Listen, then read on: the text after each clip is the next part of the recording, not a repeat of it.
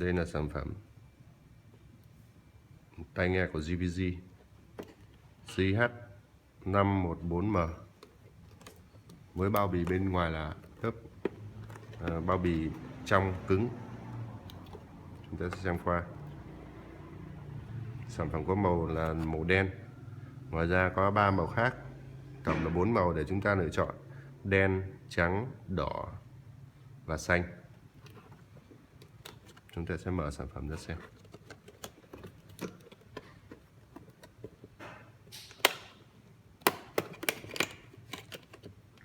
Bao bì được thiết kế rất chắc chắn.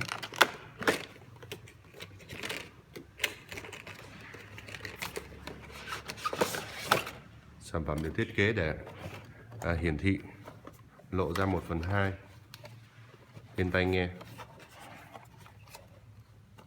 Chúng ta phải mở tiếp bao bì bên trong này nữa.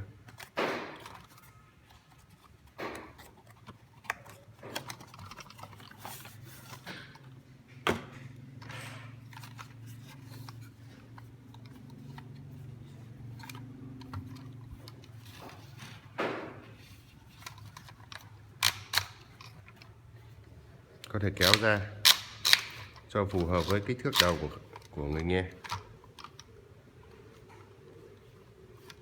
Có một jack cắm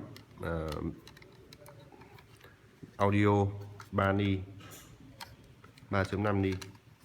Logo JVG được thiết kế ở giữa hai bên.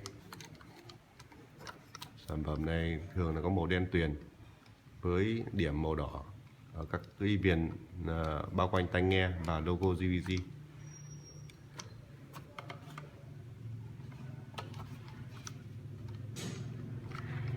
Phần này được in theo lớp xả ra.